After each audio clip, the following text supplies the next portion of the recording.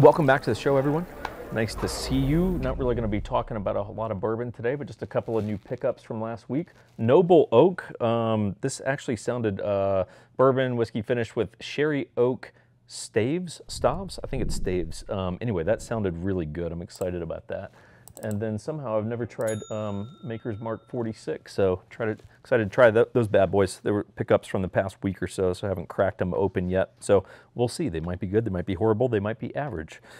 Time will tell. Today we're talking about comps. This was I don't remember if it was a viewer question or not, but it was one of those things that came up in a conversation recently in terms of like, hey, how do comps work? And so I'm going to break it down. I'll do another follow-up video on this in the future and actually show you guys like some real-world comps. I'll find a house that I can pull some comps for or something like that. But let's just start with the fundamentals. What is a comp? Well, a comp is a comparable sale. And what comps are used for is in pricing your house. If someone said right now, hey, Jake, I want to sell my house, cool. Well, we have to know how much to list that house for, and that will be based on, well, what are the comparable sales tell us your house is worth. So that's what a comp is. There's two sides to it. There's the agent side of it, right? When we list your house, we will, if your agent even has half of a brain, they will be running comps and showing you those comps. Make sure you do that. Get them to show you the comps and prove why they think your house is worth what they think it's worth based on data, not opinion. But appraisers are also very important when it comes to comps. Appraisers are important because that's where the value of the home is really determined. No matter what you as the seller think it's worth, what matters is what the bank will loan you or loan the buyer. And the bank is going to only loan what an appraiser says the house is worth. So the appraiser is the big linchpin in all of this. They are like the ghosts of the industry. We really have, on the agent and even lender side, we really don't have a lot of access to them. In some cases, it's even illegal for us to talk to them because, of course, everyone knows that an appraiser, if everyone had access to them, they would be bribed, and that's why there's rules in place to prevent that from happening. So anyway, here's my last disclaimer. Everyone thinks they know what their house is worth. If you hear it all the time, right? You talk to your neighbor and they're like, man, I could get 500 for my house right now. And you're like, okay, cool. Where are you getting that from? And they're like, oh, I talked to a neighbor. He said it's worth 500. Well, where's he getting that from? Like, so there's a lot of this around the neighborhood thing where you're like, everyone knows what their house is worth just based on some theoretical rumor. And then occasionally you catch a lot of this, which is the neighbor's house just sold for 500. And you're like, well, what is the neighbor's house like? And they don't really know. It's like, what is the neighbor's house like yours? So there's a lot of the theoretical, I know what my house is worth, and oftentimes you don't. I sometimes have to be the bearer of that bad news to say, hey, look, I know you think your house is worth $450. It's not. Here's the thing. I'm personalizing this, but any agent should do this, which is if I tell you your house is worth something, it will be backed up by data. Okay, so we are going to talk about the three big factors that determine what your house right here, right now is worth. These are the big three things that you are looking at in regards to comps. Number one is recency.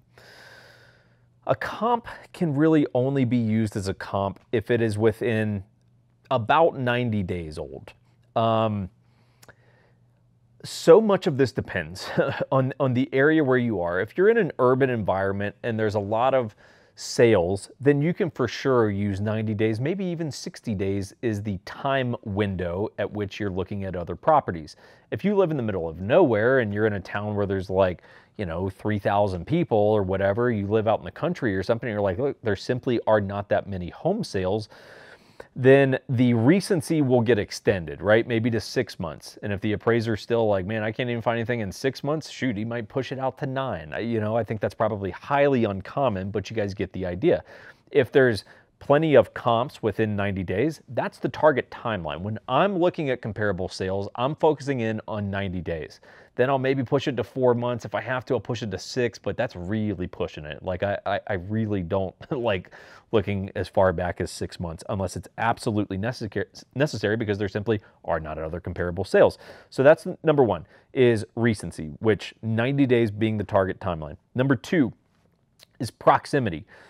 So if you go, hey, look, this house is just like mine, but it's way the hell across town, doesn't really matter, okay? So when I'm running comparable sales, I will plug in, I will say, hey, I wanna only look within typically I'll start within a half-mile radius of this house. So I'll punch in the address and I'll say, hey, here's this address, only show me sales in the past 90 days that are within a half-mile radius of this house. So we got the house, we got half a mile in any given direction, right? Not a half-mile diameter, half-mile radius, right?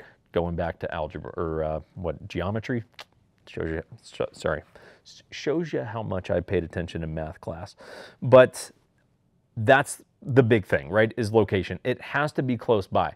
If it is a neighborhood that has an HOA, or even like townhouses, condos, something like that has an HOA, I really need to try to stick within that HOA because HOA to HOA can be very, very different, okay? So depending on the scenario, like you might get real tight with that area, like a 1/10 of a mile, or like within the same building because there's a lot of sales within that building.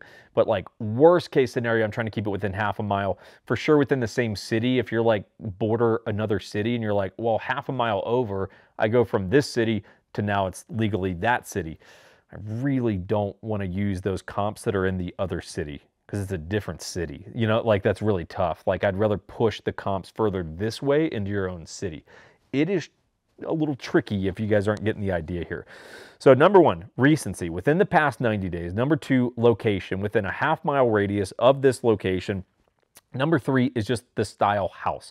You want the house to be, man, Finn just dropped a bomb. Just an absolute bomb got dropped in this place. Jesus, man. Stings the nostrils. Similar style house. So if you go, we've got this single story Rambler that we're running comps for, and we're looking at 2-story houses as the comparable sales. Really not ideal. It's not the same style of house. At the baseline minimum, like if you go, we're comping out a single family home and we're looking at townhouses, immediately get rid of those. So that'll be the first thing that I do when I'm looking at similar style of a property. I'll at least go, hey, if it's townhouse to townhouse, condo to condo, house to house, single family house to single family house. So at least start there. Then beyond that, I'll look at square footage. So I usually go plus or minus 500 square foot in any direction. So let's just say I'm comping out this 2,000 square foot house. I'll say, hey, the comps have to have a minimum of 1,500 square foot and a maximum of 2,500. From there, we'll go bedrooms. I'll try to go plus or minus 1 bedroom. Just because plus or minus 2 to 3 bedrooms, you just go, man, these are totally different houses at this point.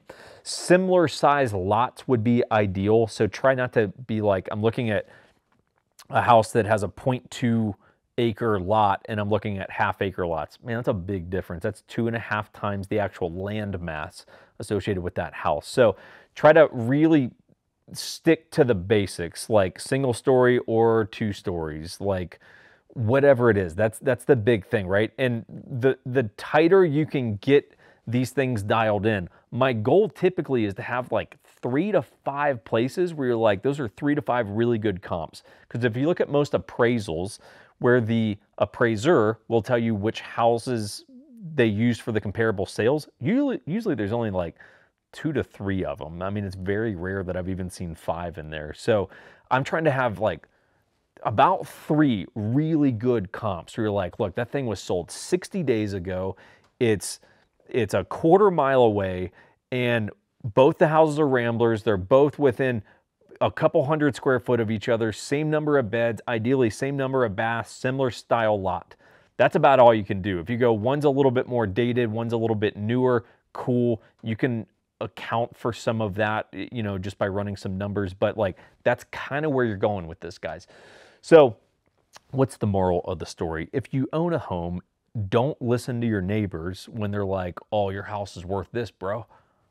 How do you know that? Like, are you running comparable sales, or are you just going based on a theory of like, things are crazy right now, Bob. You could sell your house for 500 grand. Well, where are you getting this info from? Like, be a little bit skeptical about the neighborhood water cooler house value talk, right? Oftentimes, people just don't know. It's not like they're bad people. They just don't know. This is not what they do for a living. It'd be like me going, my truck's making this noise. And I go to a mechanic and I'm like, truck's making this noise. I'm like, this is what it is. And he's like, well, do you mind letting me do my job? Like, I'm the mechanic. I'll go tell you what's wrong with it right now. And you're like, my bad. I'm not a mechanic. Go do your mechanic shit, Jerry, or whatever your mechanic. Jerry's popular mechanic name. So anyway, guys, that's that. I'll have some drinks later, try to report back soon on how this stuff is. And maybe even in the coming weeks, report back on how this is. But you might want to tune into the 1911 Syndicate channel to find out good, juicy information like this, because this is just a, nothing to see here, folks. Nothing. Definitely not a Korth. It's definitely not a Korth revolver that I've never actually seen one in person. So I hope you guys are doing well. If you need real estate help, let us know. Great time of year to start the real estate process. Truthfully, I don't BS you on that. Spring, yes, there's more inventory, but there's a lot of buyers in the spring. I love it when people want to buy stuff in the winter just because, well, don't point your head at the muzzle, stupid. A lot less buyers in the marketplace in the winter. So, I hope you guys are doing well. Take care of yourselves. We'll see you next time.